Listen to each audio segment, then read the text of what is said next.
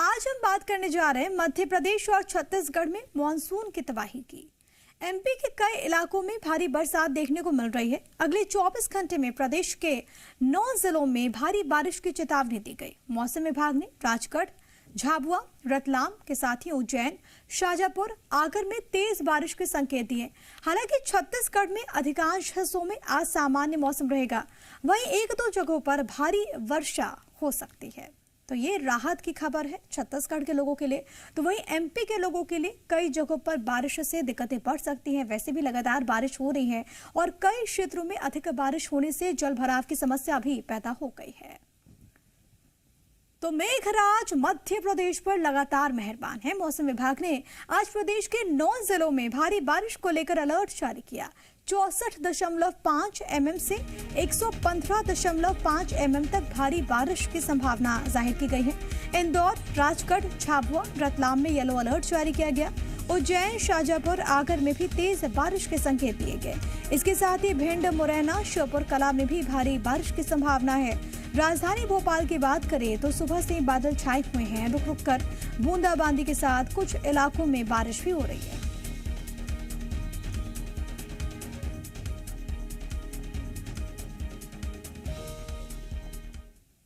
तो राजधानी भोपाल में लगातार हो रही बारिश की वजह से डैम लबालब हो गए हैं। इसके बाद केरवा डैम के 2 गेट्स खोल दिए गए।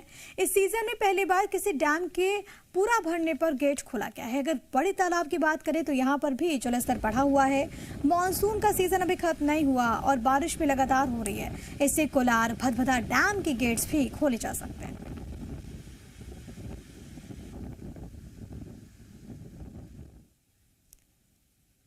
तो वहीं छत्तीसगढ़ में मौसम विभाग ने बारिश को लेकर अलर्ट जारी किया। इसमें अधिकांश हिस्सों में हल्की से मध्यम बारिश होने की संभावना है। यहीं पर आपको ये भी बताते चले कि 2 जगहों पर तेज बारिश की संभावनाएं जाहिर की गई। 1-2 जगहों पर हो सकता है कि तेज बारिश हो। हालांकि अगले 24 से 36 घंटों के बाद तेज से अति भारी बारिश के संकेत यहां पर मौसम विभाग ने दिए हैं। तो छत्तीसगढ़ में भी बारिश का अलर्ट, लेकिन हल्की से मध्यम बारिश हो सकती है। बहुत तेज बारिश नहीं होगी। एक आध जगह को हम छोड़ते हैं तो बाकी जगहों पर लोगों को राहत मिलने वाली है। और इस वक्त मेरे साथ मेरे 2 सहयोगी जुड़ गए हैं। भोपाल से मेरे साथ मेरे सहयोगी आकाश बने हुए, जिनसे हम मध्य प्रदेश का हाल जानेंगे। छत्तीसगढ़ से यानी कि रायपुर से मेरे साथ मेरी सहयोगी रजनी बनी हुई है, जो कि छत्तीसगढ़ में क्या हालात है वो बताएंगी। सबसे पहले आकाश, मैं आपके पास आना चाहूंगी। 9 जिले ऐसे हैं जहां पर भारी बारिश का अलर्ट। राजधानी में मौसम क्या कुछ? देखिए, राजधानी भोपाल में सुबह से ही काले बादल छाए हुए हैं और रुक रुक कर बारिश हो रही है। लगातार बूंदाबांदी की स्थिति बनी हुई है और यही कारण है कि लगातार पिछले कई दिनों से हो रही बारिश की वजह से जो डैम है उनके गेट भी खोले जा रहे हैं। 2 गेट खोले जा चुके हैं अब तक और संभावना ये है कि और भी गेट डैम के खोले जाएंगे। और क्योंकि यहाँ का जलस्तर बढ़ रहा है, बात बड़े तालाब की जाए तो ये बड़े तालाब का पानी राजधानी में पीने के लिए इस्तेमाल होता है और इसका भी जलस्तर बढ़ रहा है। ये अच्छी बात है कि बड़े तालाब का जलस्तर बढ़ रहा है और कुछ ही फीट बड़ा तालाब अपने सामान्य स्थिति से खाली है, तो इससे राजधानी के लोगों को राहत मिलने वाली है। लेकिन प्रदेश के जो अन्य जिले हैं जहां पर आज भारी बारिश का येलो अलर्ट है और कलेक्टर्स को भी चेतावनी दी गई है कि भारी बारिश हो सकती है। श्योपुर, कला, मुरैना, भिंड और दतिया के ऐसे जिले हैं जो ग्वालियर, चंबल संभाग के जिले हैं। ये जिले भी बारिश के दायरे में हैं जहां पर भारी बारिश होने की संभावना है। तो इन जिलों को थोड़ा नुकसान हो सकता है अगर जितनी बारिश की संभावना मौसम विभाग की ओर से जताई गई है। तो भारी बारिश का हाई अलर्ट इन जिलों में दिया गया है और अभी ही ये जिले जो हैं वो बाढ़ की स्थिति से पूरी तरह से उभरे नहीं हैं। ऐसे में जो नुकसान की भरपाई की जा रही थी उसे पूरा करने में दिक्कतों का सामना करना पड़ सकता है। लेकिन कई अन्य जिले ऐसे भी हैं जहां पर सूखे की स्थिति थी, तो उन जिलों को इस बारिश से राहत मिलेगी। और अभी सितंबर तक ये मानसून प्रभावी रहेगा मध्य प्रदेश में। मौसम विभाग ने पहले ये बात स्पष्ट कर दी थी कि सितंबर में अच्छी बारिश होगी और उसी का नतीजा है कि अब बारिश हो रही है। तो अभी मानसून खत्म नहीं हुआ है, लेकिन बारिश अपना रूप अलग अलग तरीकों से दिखा रहा है। ठीक है आकाश, और जिस तरीके से आपने जिक्र किया कि जो बाढ़ प्रभावित इलाके हमने देखे, जो क्षेत्र हमने देखा, अगर ग्वालियर चंबल बेल्ट की बात करें तो वहां पर क्योंकि निर्माण कार्य भी चल रहा है और ऐसे में मौसम विभाग की संभावनाएं जाहिर तौर पर इसको बाधित करेंगी। बिल्कुल, देखिए क्योंकि इंफ्रास्ट्रक्चर का बहुत नुकसान इन जिलों में हुआ था, चाहे शिवपुर की हम बात करें या फिर मुरैना या भिंड की बात करें, सड़कों की बात हो या फिर जो कई पुल ध्वस्त हुए थे बाढ़ के दौरान, तो उन्हें सरकार दुरुस्त करने की कोशिश कर रही है कि जल्द से जल्द व्यवस्थाओं को दुरुस्त किया जाए और सुरक्षित स्थानों पर लोगों को बचाया गया था और अभी वो पुनर्निर्माण का काम चल ही रहा है। ऐसे में अगर तेज बारिश फिर से होती है और बाढ़ की स्थिति दोबारा बनती है तो जो सरकार ने किया है वो सब धरा का धरा रह जाएगा और फिर से उतने ही नुकसान में सरकार चली जाएगी, क्योंकि मुख्यमंत्री पहले भी आशंका जता चुके हैं। करीब करोड़ों का जो है वो नुकसान हुआ है और संचार माध्यम भी उस समय टूट गए थे, बिजली की व्यवस्था खराब हुई थी, तो इन सबको दुरुस्त करने में समय लगा और अब दोबारा स्थिति बनती है तो फिर ही उतना समय लगेगा और आम जनजीवन को परेशान होना पड़ेगा। बिल्कुल, छत्तीसगढ़ का रुख कर लेते हैं। रायपुर से मेरे साथ मेरे सहयोगी रजनी लगातार बनी हुई हैं। अगर हम रायपुर की बात करें रजनी, तो कई हिस्से ऐसे हैं छत्तीसगढ़ में भी जहां पर बारिश को लेकर अलर्ट जारी किया गया है। हालांकि बहुत तेज बारिश नहीं होगी,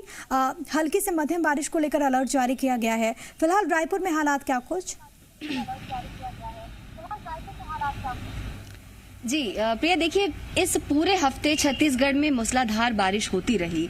ऐसे इलाके जहां पर मानसून के वक्त सबसे ज्यादा बारिश होती है वहां तो लगातार बारिश देखने को मिली ही, लेकिन जो मैदानी इलाके हैं, जो मध्य छत्तीसगढ़ का इलाका है जिसमें कि राजधानी रायपुर और आसपास के जिले भी शामिल हैं, इन सभी जगहों पे लगातार बारिश होती रही। अब मौसम विभाग ने अनुमान जताया है कि आने वाले 24 से 36 घंटों तक प्रदेश के ज्यादातर हिस्सों में बारिश का कोई अलर्ट नहीं है या बारिश की कोई संभावना नहीं है। लेकिन दक्षिणी छत्तीसगढ़ का जो इलाका है, अगर हम कह लें कि बस्तर संभाग और सरगुजा संभाग, जहां पर हमेशा ही बारिश का अलर्ट होता है, वहां के लिए अब भी मौसम विभाग ने मध्यम से भारी बारिश का अलर्ट दिया है। पहले इन इलाकों के लिए भारी से अति भारी बारिश का अलर्ट था मौसम विभाग की तरफ से, लेकिन अब मध्यम से भारी बारिश का अलर्ट है। इससे समझा जा सकता है कि फिलहाल अगले कुछ घंटों तक स्थिति नियंत्रण में है।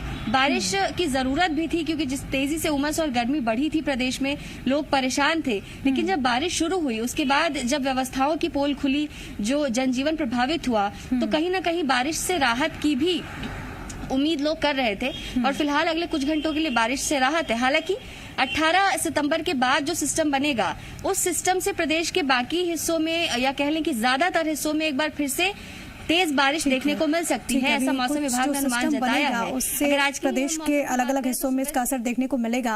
एक बार फिर से भोपाल का रुख कर लेते हैं, क्योंकि रजनी ने बहुत इंपॉर्टेंट बात का जिक्र किया कि लोगों को इंतजार था और ये इंतजार तो हमने देखा आकाश कि किस तरीके से जो किसान हैं मध्य प्रदेश के, उन्होंने भी किया, क्योंकि मौसम उस तरीके से अनुकूल नहीं था। एक हिस्से में बहुत तेज बारिश हुई तो एक हिस्सा ऐसा जहां पर सूखे के हालात भी हमने देखे।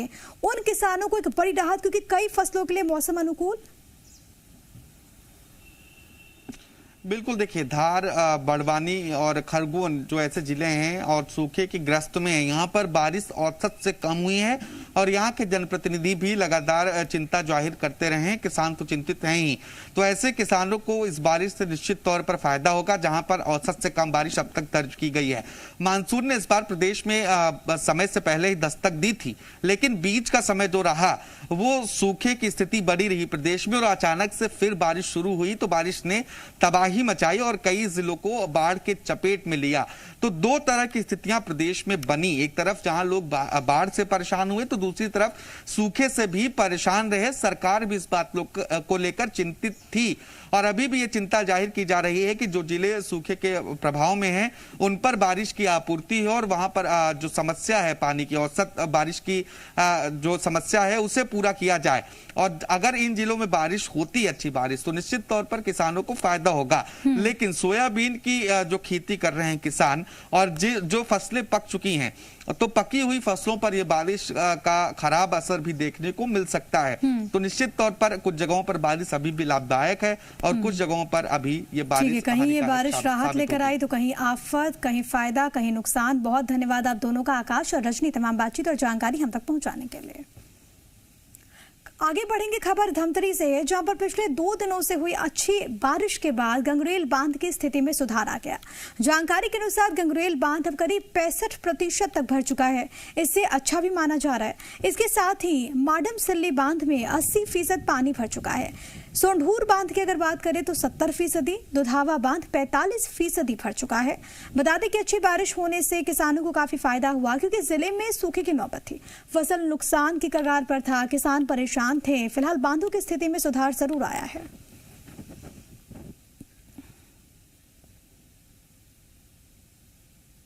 तो वहीं राजगढ़ में लगातार बारिश से नदियां उफान पर हैं। खिलचीपुर की गाढ़ गंगा नदी में लोग अपनी जान पर खेलकर नहा रहे हैं। कुछ युवक तो पेड़ से नदी में छलांग लगाकर स्टंट भी करते नजर आए।